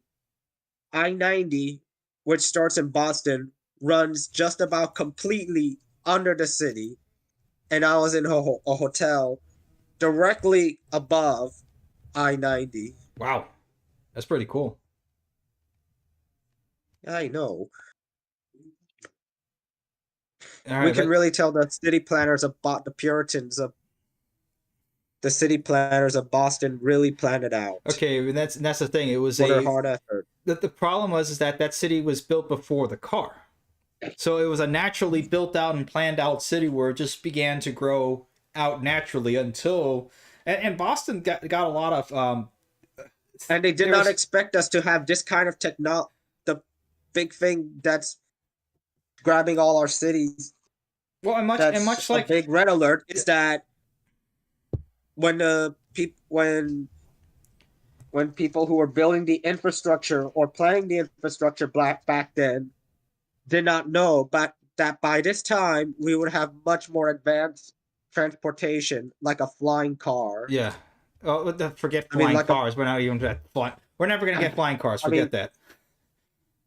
They didn't even dream that we would even fly on a geese, let alone on a jumbo jet Yeah, it's or more go to to space. it's more to do with the interstates and what they did to a lot of those cities because Boston got a lot of a lot of sections that got destroyed. I mean, even Acorn Street. I mean, they almost destroyed a part of town that was back to the We were colonial looking area. for Acorn Street, You didn't find it? but we were looking around for Acorn Street. Okay, but It was pretty hard for us to find the remaining portion of it. yeah, it's small. It's only like a block and a half long, but it's like it's right there on the highway. It just basically stops and there's the highway that's a wall and it just completely just messes it up. But that's the thing. It's that the what it destroyed to a lot of cities. What the interstates did, A basically wall split up and cities. I-90's right underneath. Yeah, and it's it's cool to think about, but the damage that it wasn't done well. But anyway, all right, let's bring on David Mitchell on board. And not to mention that the infrastructure in Hey, bud. Boston is what Oop. the other New England states like New Hampshire and Vermont especially, Yeah. I would like to go to New Hampshire, also rely on. All right. What's up, David? The free state. Hey guys, doing good? Yeah, we're good here, man. Bye-bye. How about you? Sorry that I missed last live stream. You probably know the reason why, don't you? Yeah, no worries, man. It's just what it is. And it not worked. We got our first snowfall in 7 years. Oh man. I mean, it's just crazy. In South Carolina, snowfall. I mean, a foot of snow in Pensacola is just crazy. I know, Dip, you're gonna laugh, Dip, but it was my wife's first ever snowfall. Oh wow. This was Oh, I will send you the photos of enjoying our time in snow. I was home and I did not even realize you were live streaming that night. Like literally, I did not even realize you were live streaming because I was occupied with having fun with wife Yeah, in my the apologies, snow. man. Yeah, no, enjoy it for sure. Oh, wow, that's fun. Yeah, making snow angels and everything. Was it packed in enough that you guys can make a snowman or no? Not until the day after that when it started, Oh, it slowly started to melt. melting. Yeah, that's what it is. It's unfortunate, but hey, It at was least you it guys was got to that see it. it was that fluffy snow right there. Yeah, usually when it gets on the East Al- Coast. Over here, we get Also, powdery snow in the southern Midwest. Let's see. also, I got some crazy rail news that we might need to start talking about, and it's up in Vermont and Maine. Sure, bring it on. It, all right, I just sent you the link. It's talking about the Vermont rail system rebuilding an old rail lines that have not been used since the 1990s. Wow. Okay. Vermont Rail System plans expansion to northern New Hampshire. There you go. That was what Darius was talking about. Vermont Rail System is looking to expand its freight service to northern New Hampshire. The company last spring announced plans to over the New Hampshire Central Railroad, which runs through North Stratford, Colebrook, Groveton, and Whitefield. The VRS official says they are looking to restore rail service between Whitefield and Gilman, Vermont, as well as exploring the ideas of possibly connecting the rail lines from St. Johnsbury to Whitefield. Oh, that's good. Okay, so there you go. There's more expansions Mm-hmm. going on, so that's some good news. Like, and let me be honest, the rail line have not been operated since 1999. Man, It's been over 26 years. Also, we got another bill that I'm about to send a link to about taxes on short line railroads. I just sent you the link. yep, just got it. Hopefully, Trains cooperates with me, and there we go. Okay, it's not asking me to sign in or anything like that. House bill would update tax credit for short lines. Yeah, I think we actually talked about this last time. Funny enough, you weren't here last time. Yeah, Oh, like yeah, no worries, man. We'll just go over it real quickly. Yeah, like we said, yeah, it's nothing to do with right or left. Yeah, this is a bipartisan. Top Republican, Democrat on the House Ways and Means Subcommittee on Tax have introduced a bill to update a tax credit that has been crucial to short line infrastructure investment. So yeah, look, that's good. Allowing investment into these smaller rail companies to just keep up competition and also just bring in new blood into the whole industry. That's good. like, and it crazy. Also, look like the FRA and them are starting to crack down on the railroads because they are right now trying to pass a bill that will regulate freight trains to around 800 and I'm at 8,500 feet. Yeah, and that's the reason why they It, don't want that is because they're going to kill their PRS profits. I know, but it all. My thing is it's a little bit of a sketchy build myself. What I'm thinking because it could be a little bit hard if you know what I mean. Yeah, and then there's probably other stuff hidden in that bill that we don't know about. I mean, I haven't read through the whole thing. I know I've heard about it in passing, but I don't know where that's going to go because the class 1 lobby is pretty powerful. I mean, it's nowhere close to, big pharma or the military industrial complex by far, but they'll get a lot of stuff out there, especially again, freight railroads touch a heck of a lot more communities than passenger rail in this country. So, like we said before I about know. Amtrak, the reason why a lot of these Republicans that would otherwise not support Amtrak do support is because they have it run through the community. Hmm. Also, I just sent you a photo of some of the trains I caught in the snow. I caught PO 90 and PO 53, Nice. the auto train into snow. Like I caught this on video. Man, they're Like still running these old GEs here. yeah, Oh man. like they're slowly gonna replace. They're gonna replace more and more. So trying to catch them as much as possible before they disappear. I mean, we've been running these for like what 30 years now. Since 1991. Yeah, more. Well, we have longer than I've been alive. Yeah, there you go. That's crazy. Oh man. hmm Also, I caught the New York Central Heritage Unit right at sunset in the snow right here. Like, look at this hat. Let's see. Oh, nice catch. There you go. Caught him like I was rail fanning all day, like the from Tuesday or not from Wednesday through Thursday. I was rail fanning all day catching them. You know. Yeah. That's good, man. No, it didn't enjoy while the snow lasts. You don't get it too much over there. Alrighty. hmm Let's bring on Minor Tree. I thought we haven't gotten snow in a good while over here either. It's been a couple of years Oh, since we got this much. it been since 2018 since our last snowfall. Yeah. That's nuts, man. Almost a decade. Almost a decade. Also, Yeah, you can hear me? Yep, loud and clear, man. What's going on? Yeah, Howdy, I Chris. came back from my trip and then it snowed like 2 days later, and the snow actually stayed on the ground for 48 hours. Oh, nice. Which was Hey, we still have yeah, our snow here. We still, I would say about 20% of it is still left, but probably less in some places where the sun hits, but it's still yeah. 10%. We get snow once every 8 years, and it happened at a 4-year increment. So we know the world's going to come to an end. So pack your things. We're moving south. it's snowing in Texas. But Oh, yeah. man. Yeah. But you're going to have to update your hat because we need to make silk top hats great again. Top hats. We have. I don't have. Of all the hats I have, I don't have any top hats. Yeah, and no matter what, Ashton's still getting that 5-day ban. We don't talk about the metric system around here, and the next person to talk about it, well, we're gonna start talking in nautical units instead. Okay. Don't worry. We weren't really Hey. real about the 5-day ban. Don't worry. Hey, Dimitri, look at the meme I just sent. Oh, which one? Oh no. Hold on. Let me open it up here. It. Oh no! Oh no! PTC Trip Optimizer. What are you talking about? This is 1955 and you're on the Panama Limited. Are you feeling okay, buddy? Oh no. Oh come on! That made me forget the topic I wanted to talk about. Go ahead, man. Go ahead.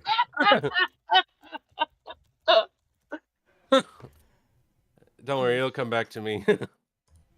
Oh man. But yeah, for the most part, California High-Speed Rail has just been everybody's favorite dumpster fire for the last few years. It's getting sad, man. It is. It's like it's just ridiculous how it just keeps it's been what 15 years since they voted for it, and 10 years since I mean, heck, I remember when we did a video on it 10 years ago at this rate. Oh my god, yeah. Oh yeah, you know, when it was gonna be, it finally went ahead and, you know, started construction, but it's like it shouldn't be taking anywhere near this long. This is nuts.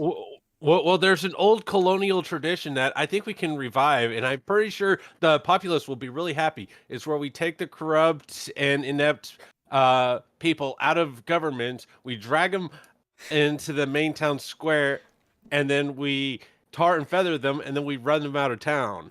I mean, isn't it just crazy that this has become our way of just speaking now? It's like, yeah, let's just you know, just tar and feather them, put them in pillories, just put them off of, you know, it just goes to show you how just ticked off that we are, and it's just terrible because all this stuff just could have been built. It could have been done already 5 years ago at this rate, if they really wanted to. And we're watching other countries like China. Like today, I just saw like a lift lock that they did for one of their dams. I forget if it was not the Three Gorges, but some other one that they did. And it's like the highest lift lock that they have. It's just crazy that you could be able to just take a boat and then lift it up on basically a water elevator, take it over to, you know, 100 something feet up in the air, and put it into another section of like above a dam. And we can't even build anything like that in the United States. Forget that. That'll probably take like whatever, a billion years in this country to build at this rate. It's nuts. Yeah, I mean, probably the easiest way is pick a country. You can go South Korea, you can go Japan, you can go the UK, France, Spain, Germany, Italy. Go there, and it's like, all right, any one of your middle management who's running your rail projects, the ones is good, but you're probably not going to make him a lead project anytime soon. All right, we'll pay you what you're making times 3, and we need you to come be our head lead for our projects and get them back on track even faster.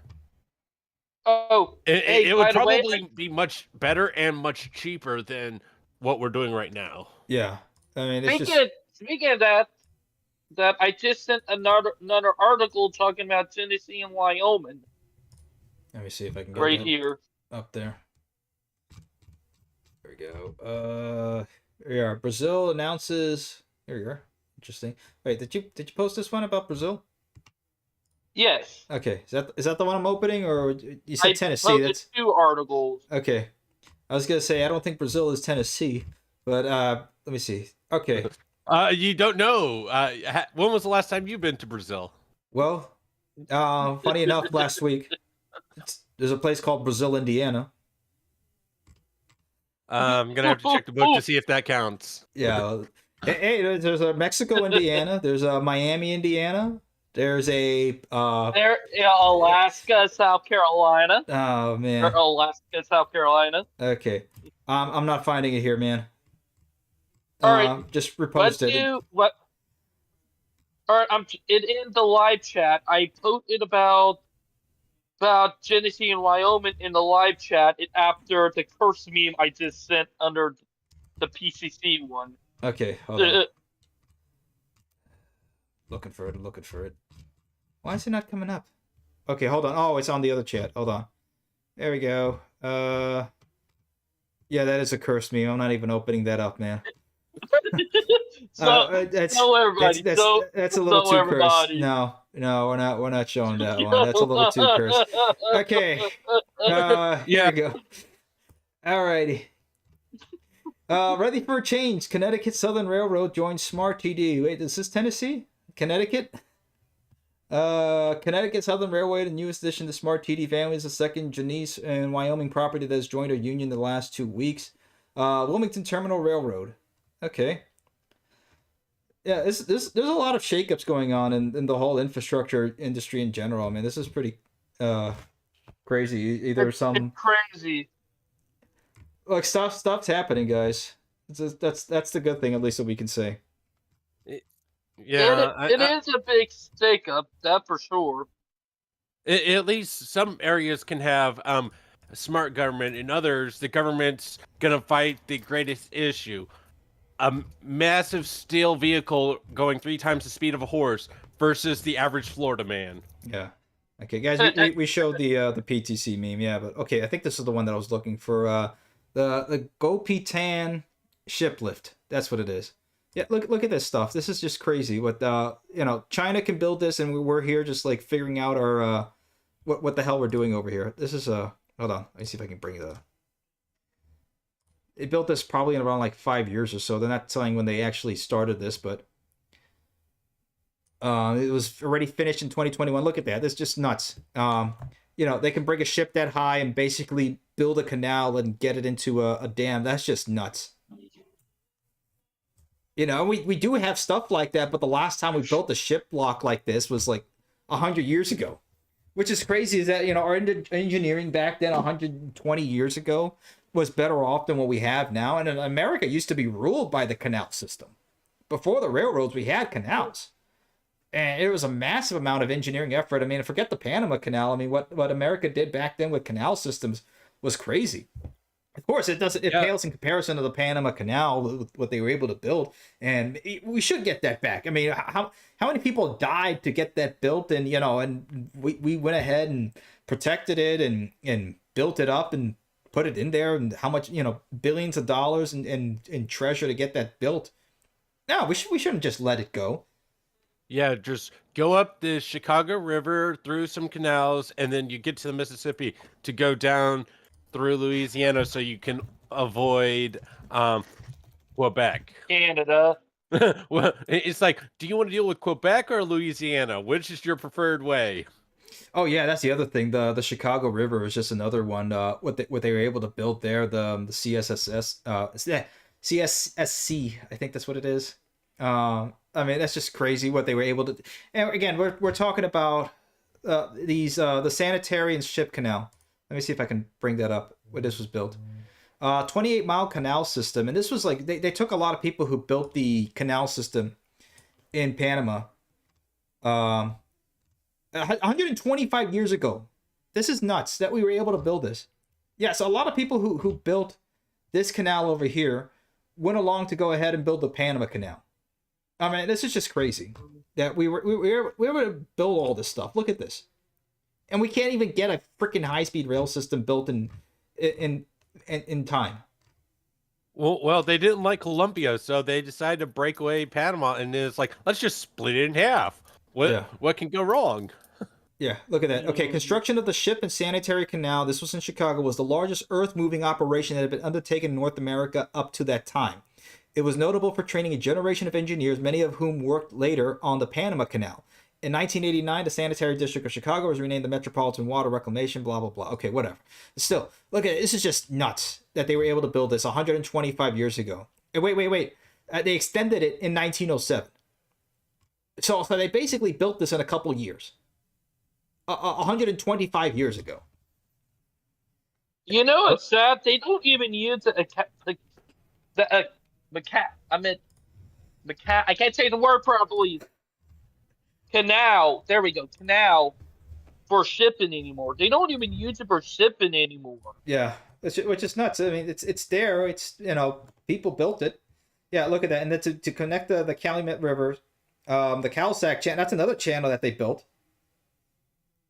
To connect over to the Plain River, and then that connects over to the Mississippi.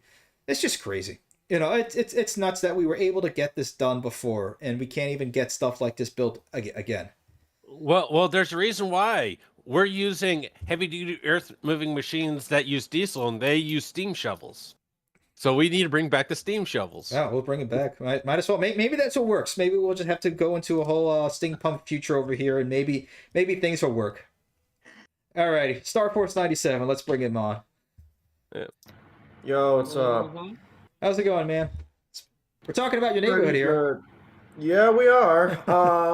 Actually, speaking of infrastructure here in Chicago, they actually just recently tore down the old Chicago Tribune building to make room for a casino. Oh man. That was the north side of Chicago. Yeah.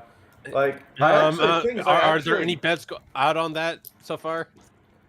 No, but there's no. Right now, as it stands, the Tribune building that's been torn down is actually, you can still see the remains today if you were there. I passed by there. I'm able to see that on the way, from Chicago to my hometown Evanston on the metro. All right. Where I currently live, but yeah, it's like, it just goes to show like the priority. It just goes to show like the priorities in Chicago as far as building stuff is really not there. Okay, but if the architect designs a terrible building, we're gonna tie him to a post that we're gonna nail into the back of a trailer and drive slowly down Main Street so everyone can throw rotten fruits at him. Oh man. You make terrible looking buildings, we're gonna make you pay. Yeah, I mean, even though like that building was home to obviously one of the most famous newspapers in America, obviously the Chicago Tribune. Obviously, I also heard a lot about. There's also this account that I follow. Speaking of Metro from earlier, speaking of. I've been so there's this account on Chicago called Starline Chicago who envisions a multi-phase plan to transform Metro into a full-scale regional rail and high-speed system. And they have a proposal. Their proposal is to build a a lot like a 2 mile long tunnel through down underneath downtown Chicago under like basically where it curved. They have it going from the Metra from the from where the UP lines meet to go towards Ogilvy, mainly for the Union Pacific North and Northwest branches. Then they have it going underneath Ohio, Ohio Street or Ohio Avenue, um, all the way over to I think it's called some plaza. I think City Front Plaza, and then they have it going tunneling under Columbus Street and then joining up with the electric line in the South Loop. Do you have a link to I could link you. Yeah, I was gonna say Yeah. link us to it, but yeah, because I brought Yeah, the article, like it. I mean, once you see it, you're gonna see like just how just. I'll actually link you their account. I'll put it in the chat here. yeah. But they're constantly pushing this this map, showing this map. It's almost like Chicago's version of the U.S. high-speed rail system that comes up all the time. Let's see. You're literally gonna see, like literally the very first page, Let's put the this very up first here. tweet, the pinned tweet. Okie dokie. Okay, Starline, Chicago. Oh, these posts are protected. Only approved followers can see it. Okay, well, I'll follow. Let's see what happens. Suburbanite, sustainable transportation advocacy for Chicago and Chicagoland build the tunnel. Okay. Well, I'm not able to see it as a...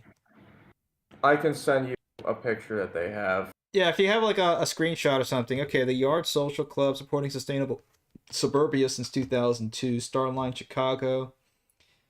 Okay. Support of transit for all riders, leisure, infrequent, you, and experience, which represents our diverse focus on advocating for everybody can choose to use public transit. Okay. Yeah, if you have a screenshot. I of that or sent it something. in. Yeah, I sent it in the chat. Yeah. There we In go. Okay, that's open in browser. Yeah. Okay, so this is the plan that Starline Chicago is. Let me see if I can move it over here in OBS so you guys can be able to see it. That should fit almost perfectly. There we go. Okay, so let's see. Crosstowners, Rapid Transit, Metropolitan Line. Okay. Let's see. X2, X3, X. Okay.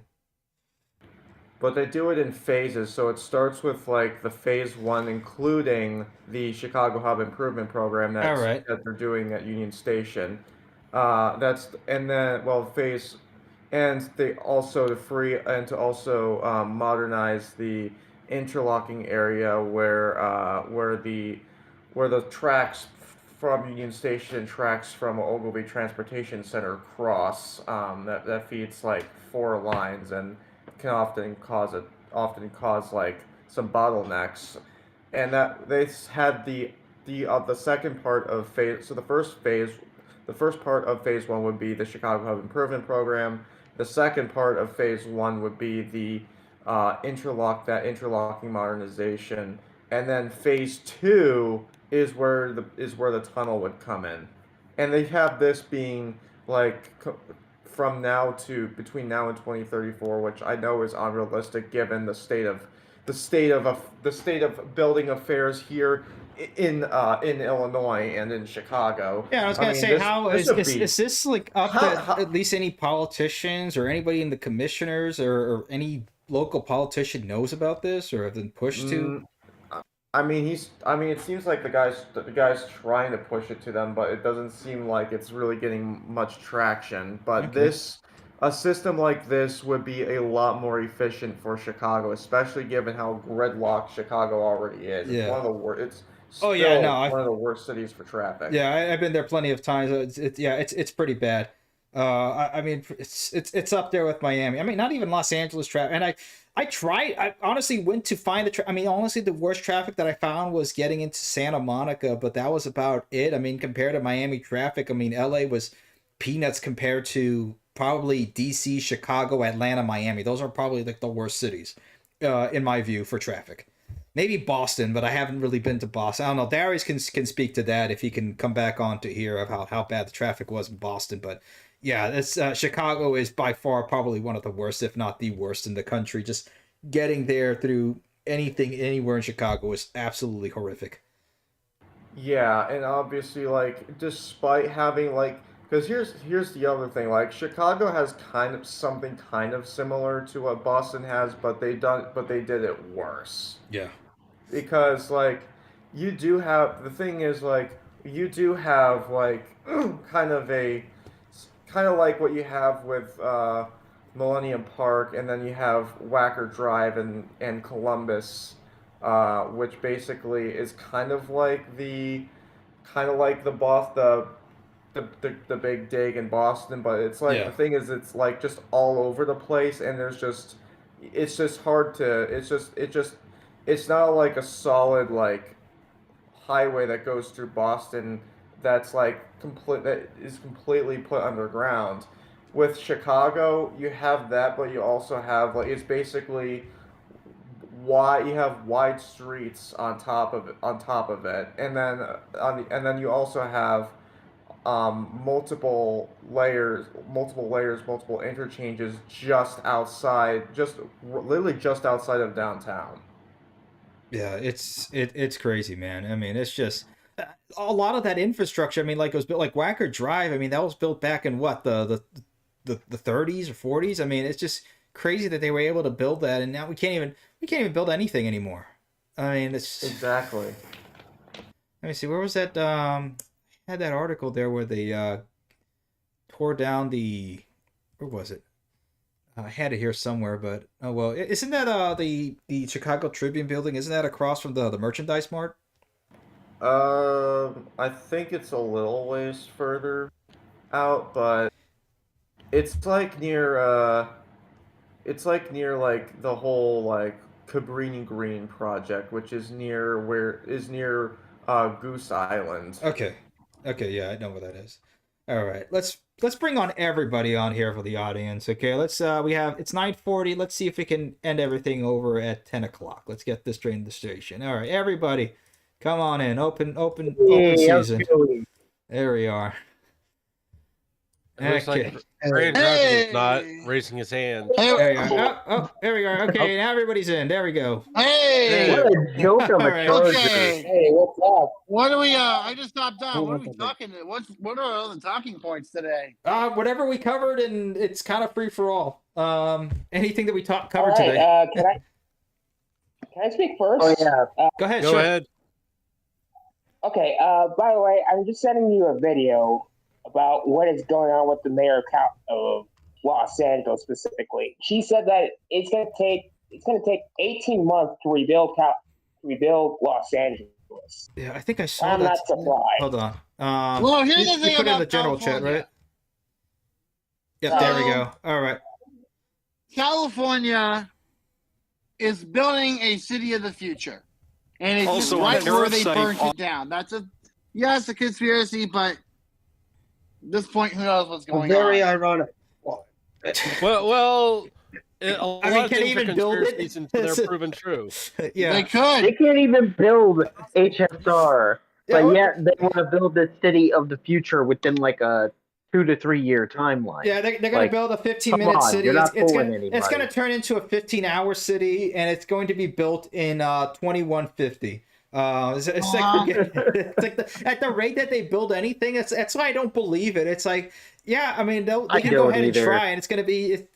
They're probably not going to even do it, or they're going to just be spending. It's going to be there Yeah. in construction hell for the next, 25 Well, no years. doubt about that. They'll never, yeah, And they'll their never build permitting it. process is ridiculous. Exactly. You know what?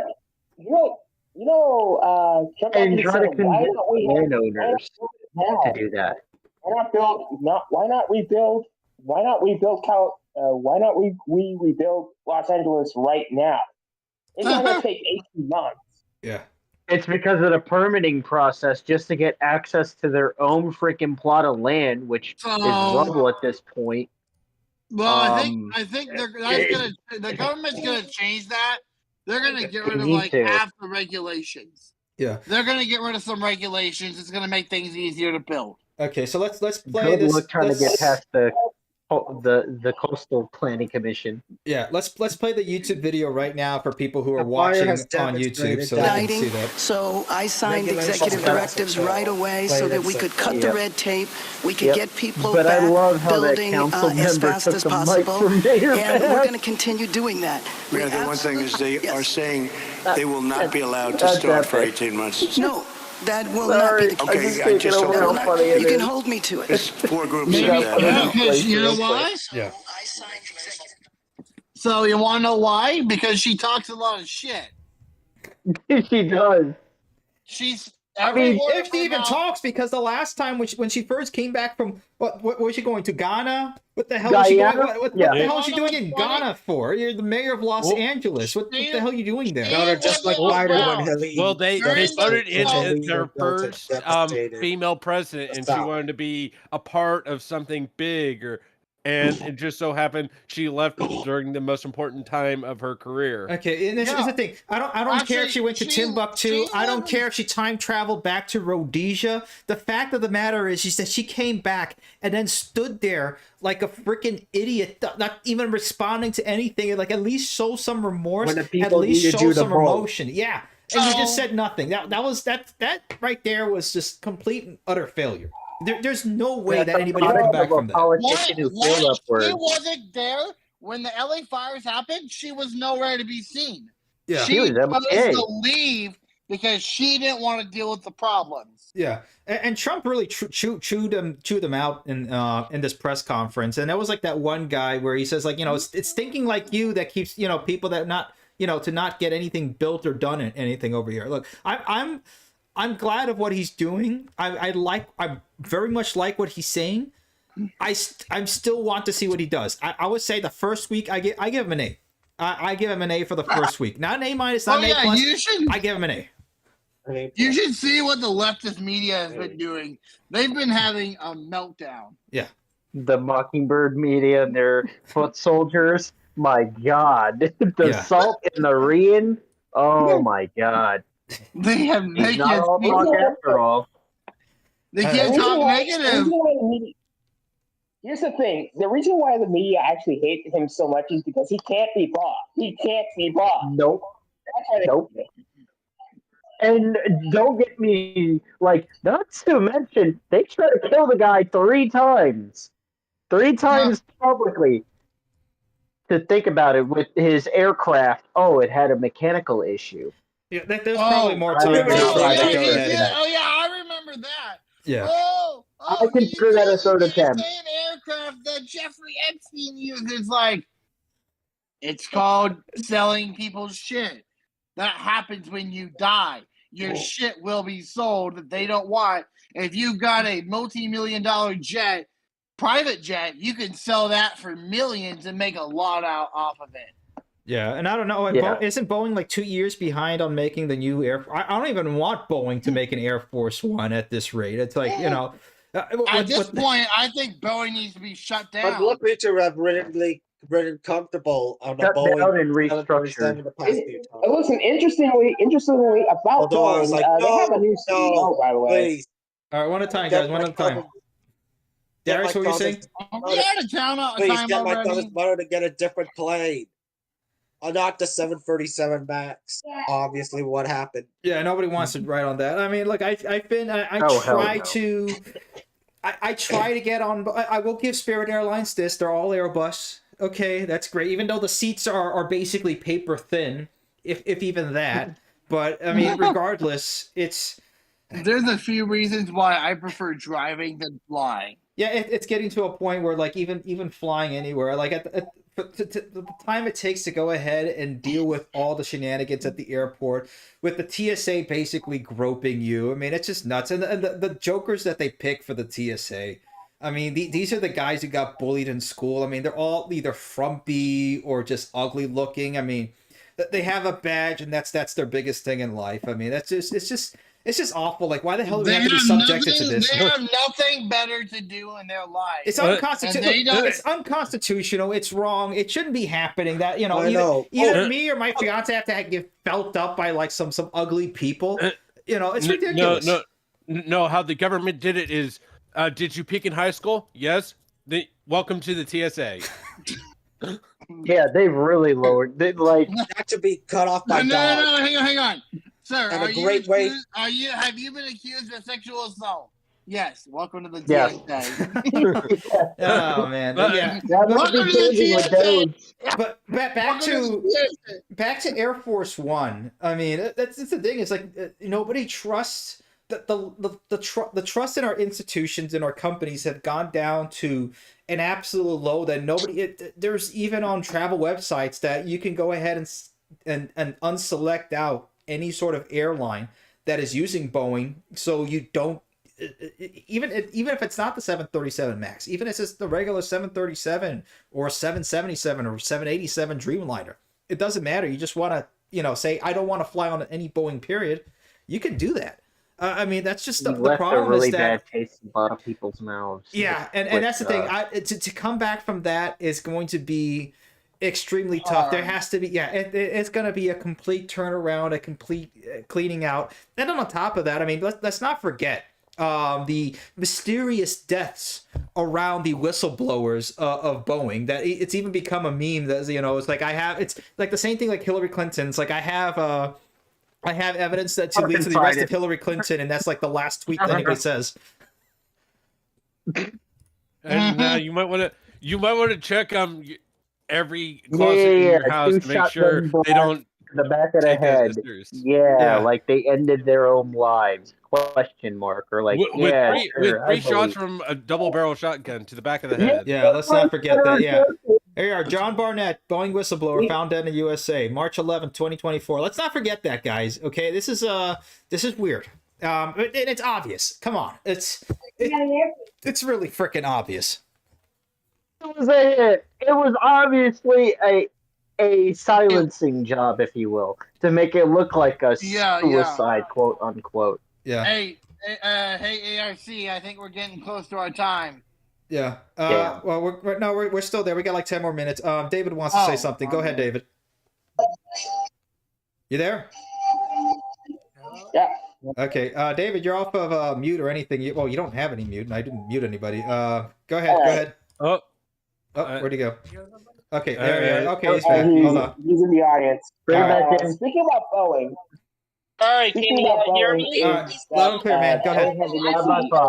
All right, one at a time. One at a time. Let David, guys. All right. Brightline hit it 1 million rider. Brightline out. We doing pretty good in Florida. Oh shoot! Wait. 1 million, right? Oh, 1 million. When was this today? Yep. Wait. Okay, hold on. Let me look this up. A couple days ago, they hit like 1.63 million riders already for a year. Hey, that's pretty good. Wait, hang on. It's taken that long to get that many riders? It only been a year. Well, Okay, hang this on. is just How to long has Orlando. Brightline been along? How long has Brightline been around? Since 2018. But they've had the Orlando extension in the works for quite a while. And even to modernize and upgrade existing trackage, yes, you need to do an EIS, an environmental study. Like, that's the thing that really needs to be worked out, is with this red tape and all of the processes that you have to go through. It has to be one study, not multiple, one study. That's how you kill a project. What are you studying? For dragging it out. You're studying to see whether the study you're about to study has been properly studied. We need Joe to kill the fucking bureaucracy. We need the study So we need to study. We need to study the study in order to validate the study, right? And then when you finally get to the study, you're about 3 years Also, guys, made up species. I did get another article talking about the U.S. government helping build a railroad in Brazil. Yeah, so that's the other thing I got, but I don't know. Congratulations to Brightline with the numbers out there. So I just had it here. Oh, darn it, where did it go? Hold on. Okay. Wait, let me just where's the Brightline article? Okay, hold on. My bad, guys. My bad. I just had it here. Where the heck did it go? Okay. Anyway, just forget it. have to Well, let's go to Oh. Brazil. Okay, Brazil to announce $17 billion rail plan in February. That is expected to unlock investments. Where does it say? Hold on. Private players could benefit from the upcoming plans. Wait, where does it say that the United States is supporting this? It talked about the U.S. All right. I think it's just in I think it's they just in were $billion. Yeah, I think it's to just converted to convert it in American US dollars. Yeah. billion. All right. Yeah, US that money. explains it. Yeah, I don't think that'd be happening. I mean, that immediately be like on Doge or something Have like a- that. That would that wouldn't be But happening. stop with the foreign aid and the money Yeah, laundering. that's right. Let's just That has to stop. before we just try this. Why we have to read before we go ahead and get to that. Which is, don't worry, guys. It's not your fault, man. It's okay. It happens. But back on Yeah. Brightline here. Okay, so Miami-based Intercity Rail Service said a ridership report released in January that it set a record 162,445 riderships for its route between Orlando and Miami. This is just the month of January. In its first full calendar year of the route, they had more than 1.63 million riders. That's pretty good. Look, to start out with, that's, and again, some of those can be repeat riders, but let's take down half of that. You're talking about, let's take even less than that. We're talking about, 500,000 people who are now using that. And that's a lot. Okay. When we're talking about 1.63 million riders, again, some of those are repeats, but we're talking about at least a good 250,000 people now that have made that their mode of transportation, like their first mode that they're going to use. So, jump on that for years and years on end. Okay, 1.63 in 1 year. It'll be 2 million the next. And let's make an easy assumption. Let's say each one of them is a group of 4 that are gonna get in their car and drive. All right, so that's 407,500 car trips that had not been taken because they took the train instead. Yeah. Less traffic on Interstate 95, and I forgot the interstate that goes east-west in Florida. 75. 75. Damn. Yeah.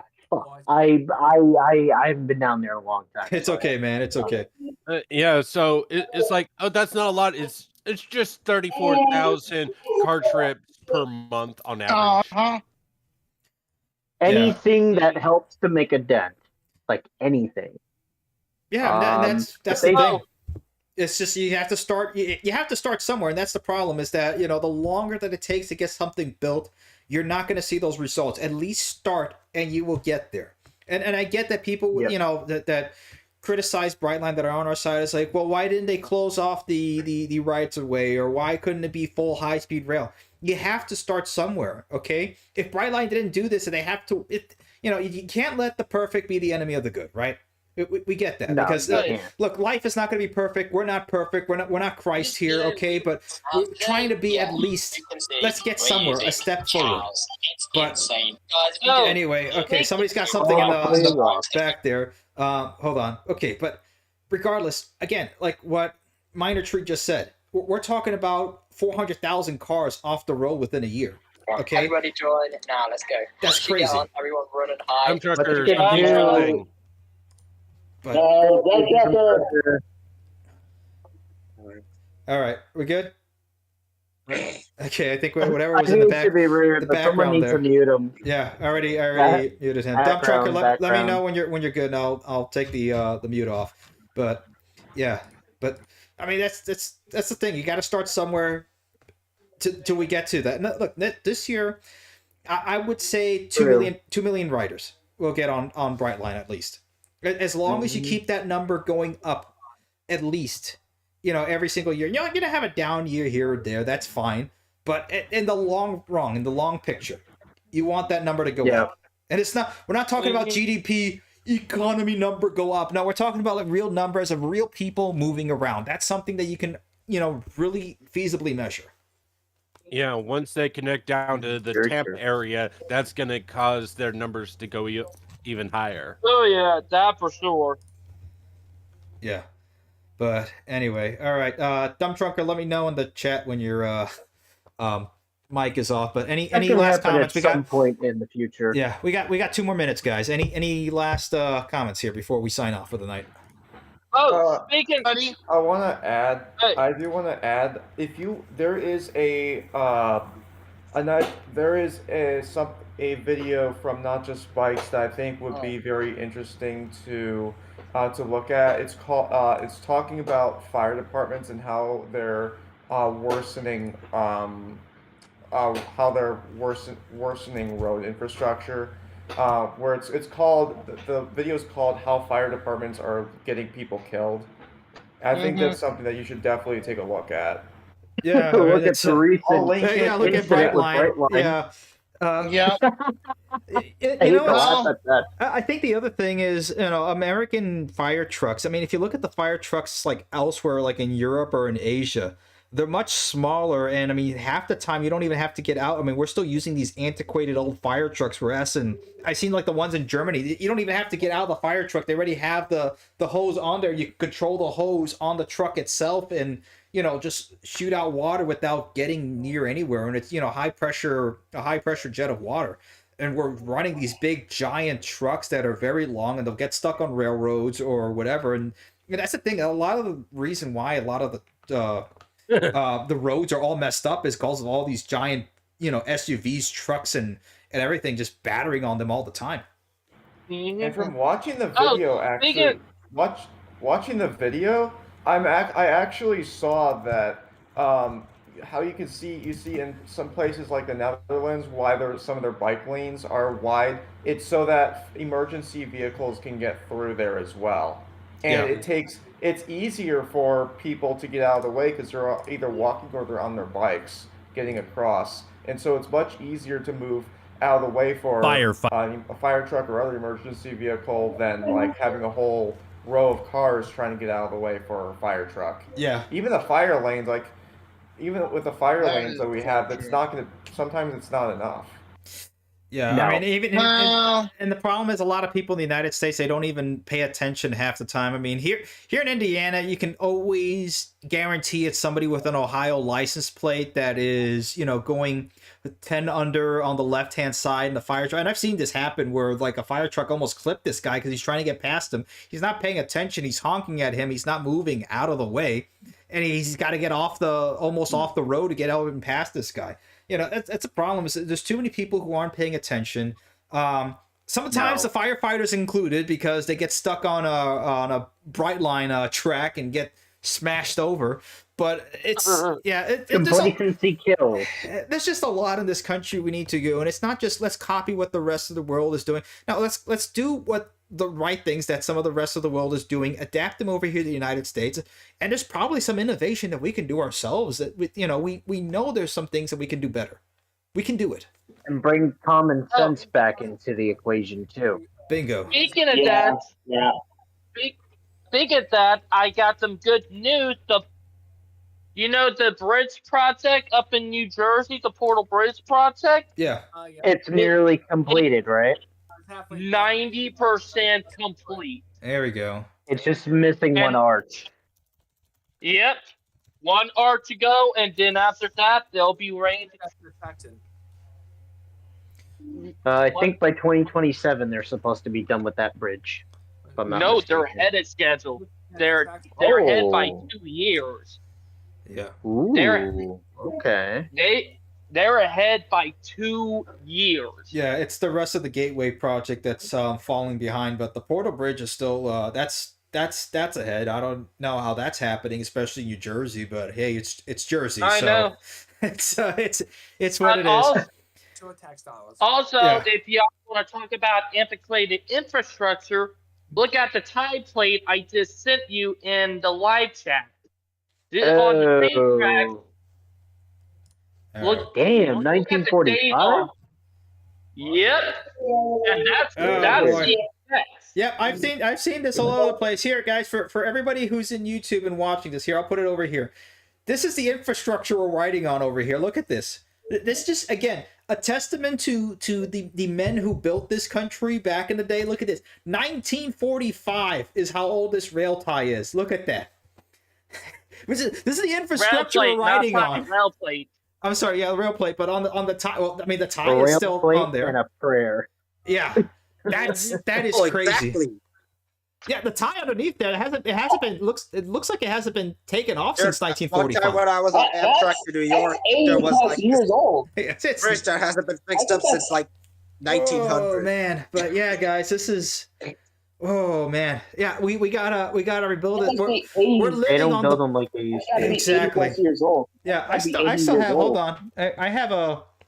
Let me see a rail tie over here that I got off the old Monon over here, and this is probably about the same age. Where was this, Um, David Mitchell? Where was this, David Mitchell? Right by my house down in Ravenel, South Carolina. And it's I have a still in rail a- cannon. it's still there. Yep. Yeah.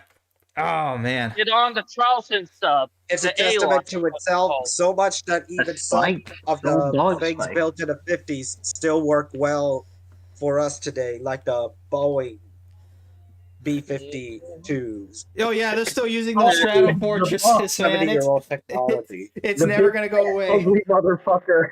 There's They're a reason why I re-engineering use and that as modernizing my it. We'll be, icon. we'll be flying Or those. maybe- We'll be Wow. retrofitting those to fly into space. So at some point, it'll be like Exactly. it's The box. Oh, yeah. spaceship Yamamoto, but it's the Like B-52 spaceship One of straddle the fortress. black women Yeah. Oh no. Oh, man. I know this is. I know this is Sorry, guys. unrealistic, but I can see. At least Why can I more see reliable myself? than a Dodge Charger Daytona EV. Blech. Oh And then man, they yeah, put no, it that's not gonna That even last. Hurricane- Oh man. No. But anyway, guys. All right. Hurricane That's gonna engine to explode. knock off P-58? No. Okay. Get that crap out So of we're here. we're at the end over Yeah, here. It's yeah, yeah. 10:05, guys. We're gonna end it over here. But yeah, it's And I just need my rest. yeah, crazy night, guys. I mean, look at all we've been able to Oh cover. yeah. It's done really well for my throat. Yeah, but It's Feel a better, little dude. yeah, Demetrius. get some rest, man. Get some rest. You need it because Oh, yeah, get those some colds rest. can really get you. Alrighty, guys. Well, we're at the station over here. This is the end of the road. Thank you all for joining before on. you go, All right. bright light, not bright light. Dimitri, look at me. Look at the meme. Okay. Show us the meme. Yeah, this is what we need. Yeah. Live stream. I'm on a live stream right now. Oh, okay. Thomas 40K. We- That's where we're at. we have arrived at the station. Please like and subscribe, and we'll talk to you guys later. For the Emperor, guys. All righty. See you all The next Emperor. time. Take Thomas the care. Tank Engine singing Crazy Train. Okay. Take care, man. Remember Godspeed. that? Good. You too, everyone. Bye, guys. Bye.